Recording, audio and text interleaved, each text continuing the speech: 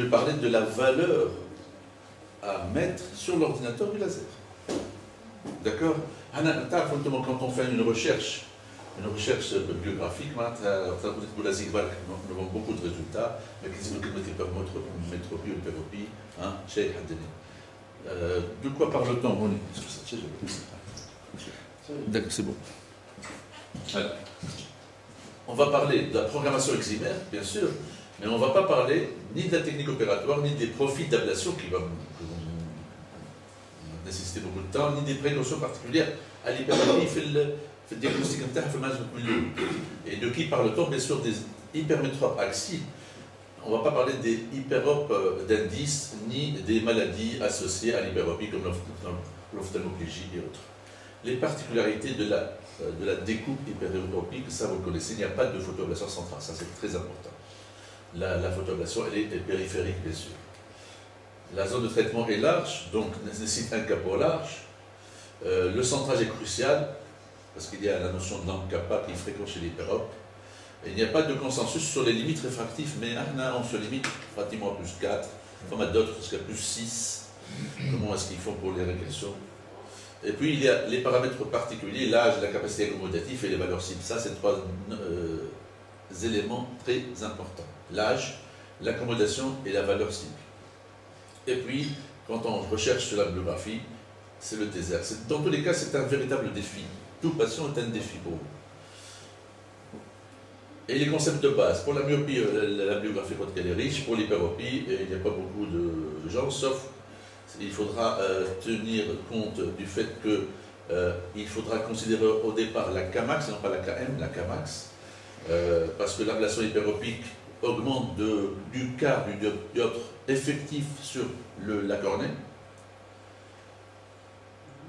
Donc, il faut toujours se munir de cette précaution, ne pas dépasser les valeurs 49. Nous sommes à 50 selon les cas, mais 49, je pense que ça donne des aberrations optiques négatives. Demoiselle Mujtel qui a 28 ans, qui est hyperope de plus 3 des deux côtés, voilà, la réfraction de fourbe, 3,5 de ce côté-là. Voici sa topographie, ma fièche particulière, même la bérométrie elle est normale. Et puis on fait le calcul de la valeur cible, la cartométrie cible et tout, et on arrive en post-opératoire. Je vous montre en bas, j'ai mis ça en rouge. On arrive à 48 du côté droit et 50 du côté 2, donc cette patiente-là qui a plus 3 ne pourra pas subir de découpe eximère, la LASIK, les PKR, hyperopique, du fait que nous la cible, mais je te fous le 49 sur un œil. Si vous vous arrangez avec pour une sous-correction, ce qui n'est pas à 28 ans, ça ne donne pas de résultat. Apprécié par la patiente. Donc, abstention. Alors, les valeurs à préciser. Et donc, deuxième chose, c'est l'angle kappa. Cet angle kappa, c'est l'angle que fait le centre pupillaire avec l'apex cornéen. Dans la majorité des cas, dans tous les cas, il est décalé. Hein, le centre pupillaire unique, surtout le centre pupillaire unique, il est là, ça c'est la pupille. L'apex cornéen, il est là. Donc il y a ça c'est un œil droit, donc c'est un décalage en nasal. Il est donné de façon indirecte sur le pentacam. Vous avez ici l'axe du centre pupillaire, ici en X, donc le décalage, je vous rappelle, c'est le centre sur l'horizontalité. Moins ici et plus là, allez, parce que des deux côtés, les deux yeux, on a l'œil droit, vous avez le nez, les tempes, bien sûr, l'œil est dévié, donc 0,39 de ce côté-ci, l'autre est dévié de ce côté-là. Là, c'est le coordonnées, elle est positive là et négative. On est pour cela, on choisit moins d'un côté et plus, ça ne peut pas être contraire. L'axe, par ma définition, il part de gauche vers la droite, l'axe des X, l'abscisse. Ouais. Donc, vous avez l'œil droit, puis l'œil gauche. Ouais. Fait l'œil droit est dévié un peu temporal, donc c'est du côté négatif. Fait l'œil gauche est dévié du côté temporal, donc c'est probablement positif. D'accord? Pour le corriger, je vous rappelle qu'il faudra programmer sur certains appareils un décalage de 50%. Allez, 50% de ça. Ça, il est anormal au-delà de 0,22, ce qui équivaut à 8 degrés en scale. 8 degrés, Donc kappa, il a une importance. Donc on a 0,40, on va décaler 0,20 mm. Hein. Allez, c'est la moitié, parce qu'il y a 2 U, tout simplement. Des petits détails pour tout le monde. Pour les puritains, médian, latéral. Donc il y aura un décalage. Ici, le laser a été décalé par la copie, là aussi, et bien sûr la découpe aussi. Hein. Bon, la découpe laser va être décalée aussi. Voici ici, vous voyez que la pupille, mais il y a un décalage de la découpe. D'accord? Pour compenser cette. On parle d'un angle, c'est un angle lambda dont il faut tenir compte, mais je vous passe ça parce que voici l'angle lambda, vous le recherchez sur la. Il est à considérer quand on traite une hyperopie. Bien, ceci posé, quelle est la valeur à programmer? Il y a 2 valeurs. La réfraction manifeste et obligatoirement la réfraction cycloplégique objectif. On ne pourra jamais traiter un hyperope sans ces 2 valeurs. Alors c'est capital. La valeur cycloplégique, je vous rappelle, c'est 30 minutes par tropicamide ou 45 à 60 minutes par cyclopentolate. Il faut attendre 1 heure alors.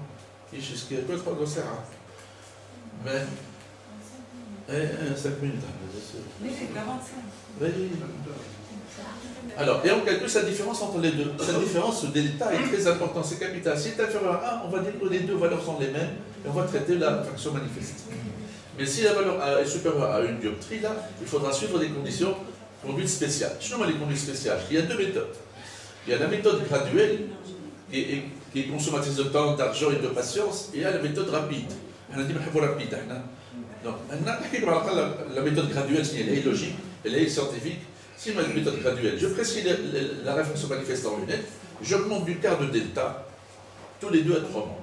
Et j'atteins la valeur tolérable la plus élevée. Par exemple, il est ça a plus 3 toléré au benzine de 0,50 par exemple, et il est non tolérable à 0,50, c'est plus 3 qu'il faudra considérer. D'accord? Donc, c'est une consommatrice de temps et d'argent. Par exemple, celui-là, c'est un jeune, puisqu'il accommode beaucoup, il a un delta de 2,5. Donc delta K sur 4, c'est 0,75 à peu près. Donc ce patient, il faudra suivre ce tableau-là. 2 à 3 mois après 1,5, on prescrira 2 soit 25. Puis, bien sûr, plus 3, 75.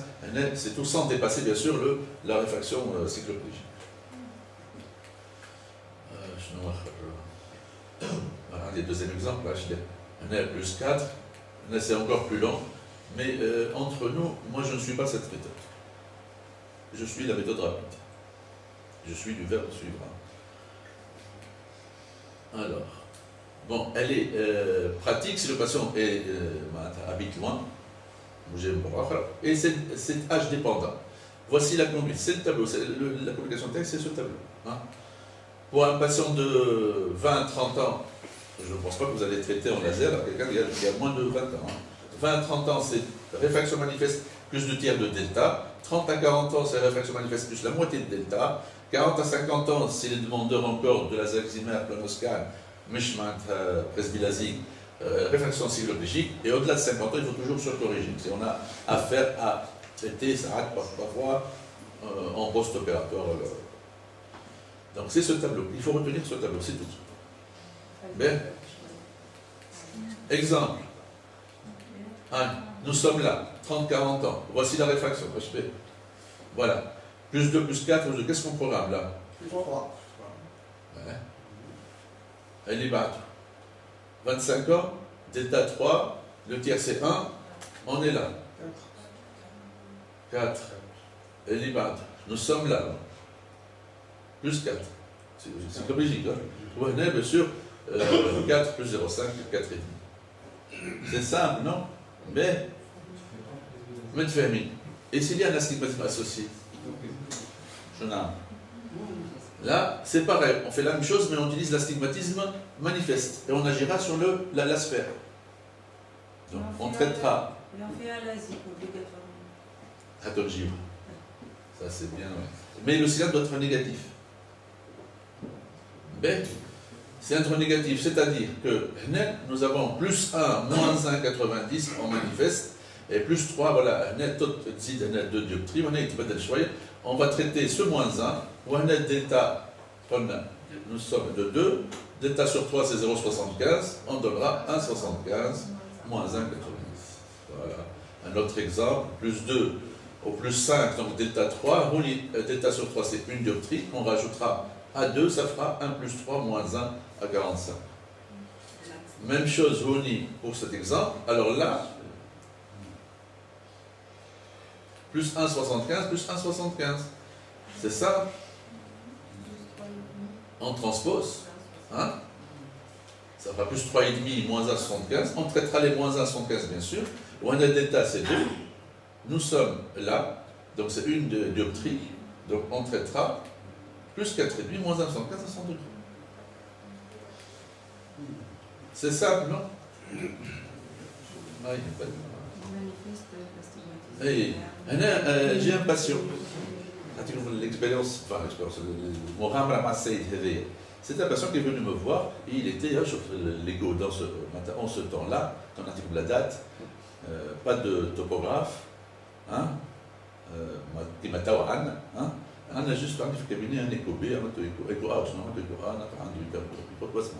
on va traiter l'hypermétropie, un manifeste 2,5, cyclopédique un peu plus 4, c'est bon, on va traiter 2,5, c'est suffisant, ça sera suffisant. 3,5 ça va, ce sera suffisant. Pour des raisons que je vais occulter ici, alors là, je habite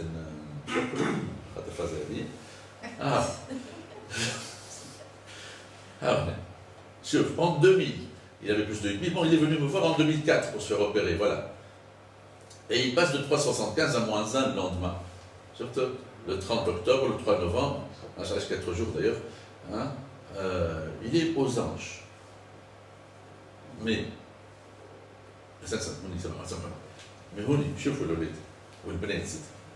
en 2016, ça fait quand même 7 ans que je n'ai pas revu. Hein. Départ 3,75, l'arrivée 3. Il a régressé pendant ce temps-là. Il a retrouvé la réfraction manifeste ou encyclopédie en post-opératoire lointain. Même chose pour l'autre œil. Entre-temps, ce patient, j'ai bien de coule pour se faire de laser, bien sûr. Michel était bien jusqu'à maintenant. Mais il a plus 3,5 toujours. Alors, comment expliquer cela? Alors, je trouve une seule explication, c'est la profondeur de champ. Ce matin, c'est là. C'est là. Il est content. Il est content, oui. Parce que il ne sent pas. Il ne les sent pas. À cause de ça. Parce qu'il part en 2004 de 41 dioptries en kératométrie, et il arrive à 44 et quelques. Même chose, oui. C'est la seule explication que je trouve. Pour le reste, je me débrouille. Ça, la صغيرة ou le télé كبيرة.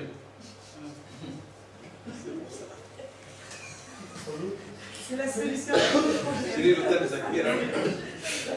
Donc, il faut tenir deux choses. Ça ne peut pas être cristallinien ce qu'il développe. Bien sûr, il va développer, bien sûr, l'oméga CN bar. Alors, ce qu'il faut en retenir, c'est ça. Mais surtout, en cas d'astigmatisme, toujours ne pas oublier de programmer le cylindre négatif et surtout discuter avant le patient.